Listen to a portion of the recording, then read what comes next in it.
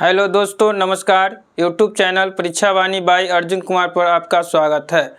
आज का टॉपिक है क्लास 9th का बहुपद पोनोमियस। पोनोमियस के बारे में पहले जानेंगे। क्लास 9th का है कि अचर यानी कांस्टेंट वैल्यू जो होता है बीजीय व्यंजक में यानी बहुपद में जो होता है कि कांस्टेंट किसको कहा जाता है, तो इसके बारे में जानेंगे। तो एक निश्चित संख्यात्मक मान वाले प्रतीक को हम अचर कहते हैं। यानी अचर पद जैसे एक बहुपद दिया हुआ हो x² + 3x + 4। अब इसमें पूछा जाए जो अचर पद कौन सा होगा, तो एक निश्चित संख्यात्मक मान वाले जो प्रतीक होते हैं, तो एक निश्चित है और संख्यात्मक मान वाला प्रतीक यही 4 है, तो यह 4 जो होगा से क्या होगा, अचर हो जाएगा। कौन सा पद होगा, अचर पद। तो वही कह रहा है कि अचर हम किसको कहेंगे, कांस्टेंट किसको कहेंगे कि एक निश्चित संख्यात्मक मान वाले प्रतीक को हम अचर कहते हैं। जैसे में 8 हो गया, -3 हो गया, 2/5 हो गया, √3 हो गया, पाई, ये सभी क्या है, अचर राशि है, अचर है। यह क्या है, अचर है। यानी बहुपद दिया हुआ रहेगा, उसमें पूछा जाए जो अचर कौन है, तो जो एक निश्चित संख्यात्मक मान वाले प्रतीक होगा उस प्रतीक को हम अचर कहेंगे। जैसे 8 हो गया, -3, 5 हो गया, 6 हो गया, 7 हो गया, 10 हो गया, 20 हो गया, ये सभी जो है √2, √3, √5, 2/3, 3/4, 5/7, 6/8, ये सभी जो है एक अचर राशि हुआ, अचर पद हुआ। अचर यानी सबको क्या कहेंगे, अचर कहेंगे। जो कांस्टेंट वैल्यू जो है उसी को इंग्लिश में कांस्टेंट कहेंगे, यह अचर है। उसके बाद चर क्या होता है, जिसको वेरिएबल कहते हैं।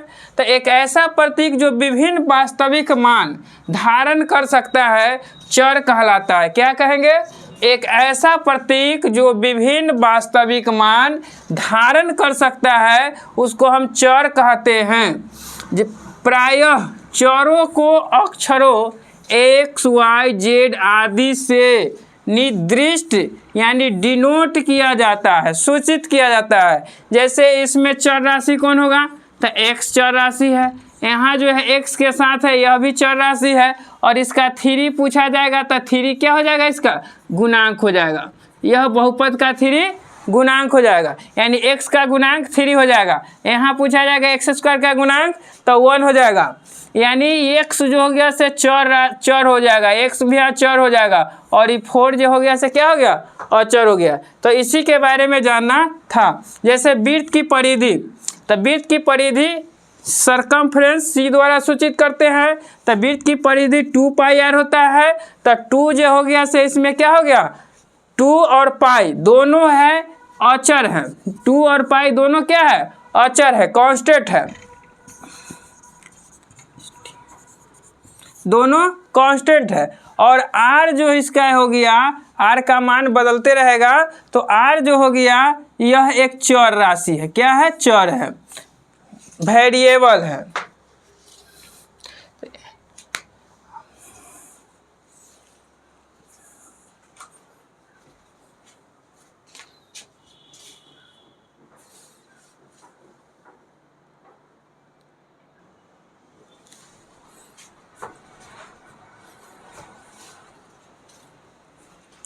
नेक्स्ट है बीजीय व्यंजक अलजेब्रिक एक्सप्रेशन।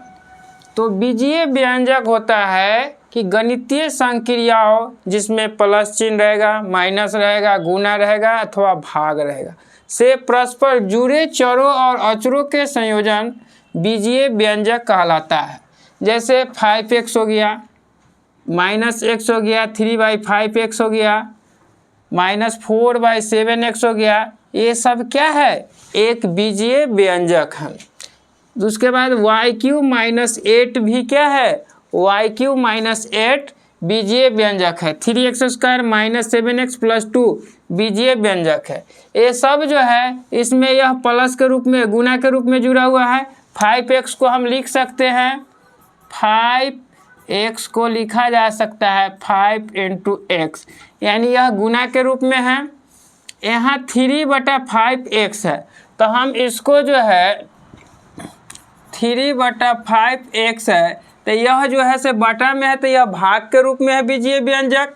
ये y³ -8 है, तो यह माइनस के रूप में है।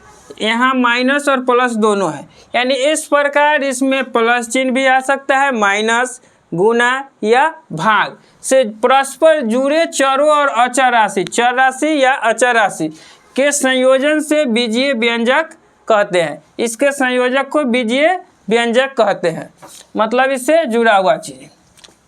जैसे में 5x हो गया, -x हो गया, 3/5x हो गया, -4/7x हो गया, ये सभी क्या है? बीजीय व्यंजक हैं। y³ -8, 3x² -7x + 2, ये सब बीजीय व्यंजक है। उसके बाद इसमें आता है बीजीय व्यंजक का पद होता है। तो बीजीय व्यंजक में प्लस तथा माइनस से जुड़े चर अचर के संयोजन उस व्यंजक के क्या कहलाते हैं? पद कहलाते हैं। चर और अचर से जुड़े व्यंजक को उसके पद कहलाते हैं, टर्म कहलाता है। जो एक पदी व्यंजक होता है, द्विपदी होता है, त्रिपदी होता है, चतुर्पदी होता है, इस प्रकार इसका टर्म होता है। इसके आगे जानेंगे इसके बारे में। जो ये बहुपद के प्रकार जब पढ़ाएंगे तब इसको जानेंगे कि यह एक पद, द्विपद, तीन पद बहुपद के बारे में।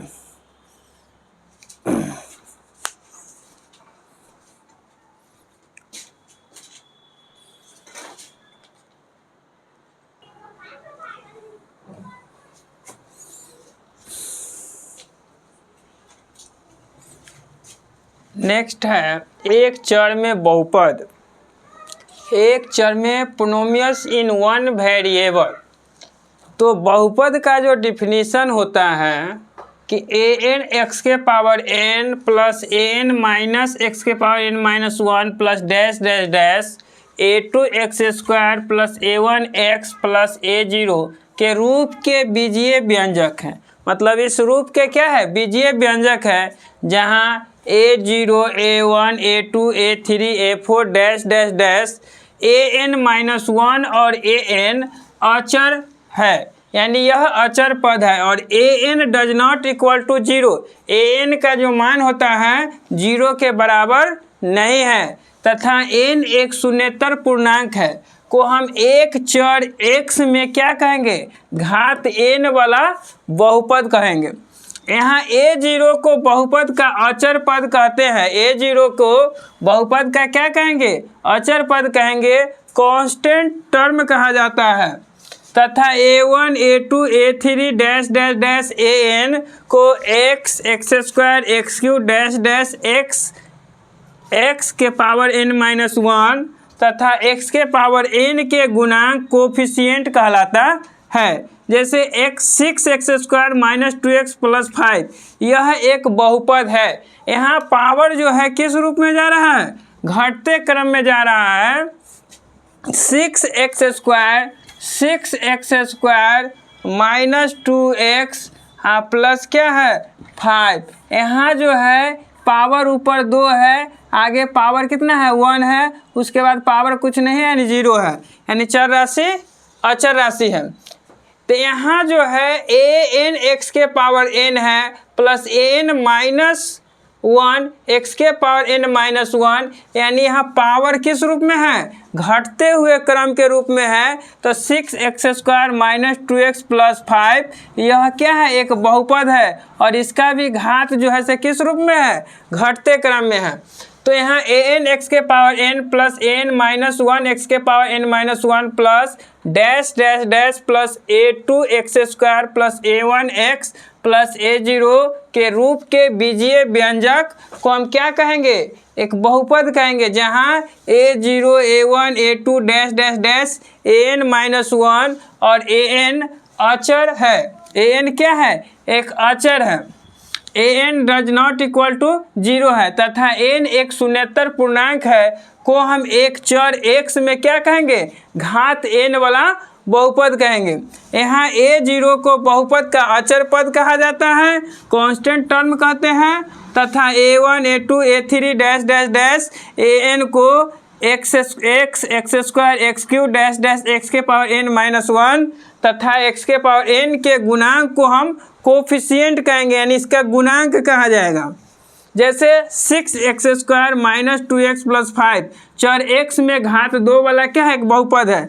√3x cube minus 2x square plus 5/7x minus 3, चर x में घात कितना है, इसका घात 3 है, तो घात 3 वाला बहुपद हुआ। यह जो है चर y में, चर राशि यहाँ y हुआ, तो यह चर y में 4 घात वाला बहुपद होगा। और यहाँ चर राशि z है और इस z में 8 घात वाला बहुपद होगा।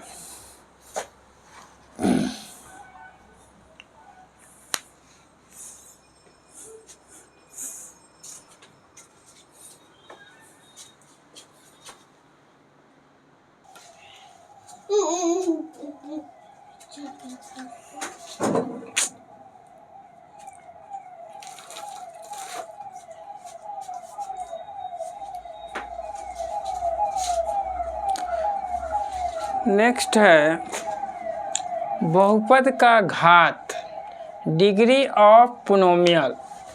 तो बहुपद का घात क्या होता है, घात कैसे निकालेंगे, तो किसी बहुपद में चर के अधिकतम घात वाले पद के घातांक को, किसी बहुपद के चर में किसी भी बहुपद के चर के अधिकतम घात वाले पद के जो घातांक होगा, उस घातांक को बहुपद का घात कहा जाता है।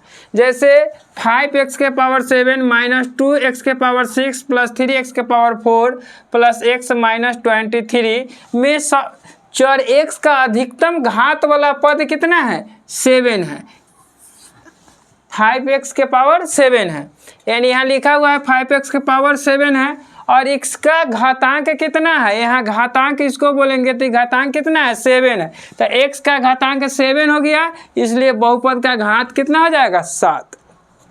यदि चर राशि अलग अलग हो, जैसे 3x square y square y के पावर 4 हो और इसका घातांक पूछा जाएगा, तो सबसे अधिक रहेगा और इसके घातांकों को जोड़ कर आएगा, तो इसका घात पूछा जाए तो 2 + 4 दोनों को जोड़ कर जो मान आएगा वही इसका घात हो जाएगा।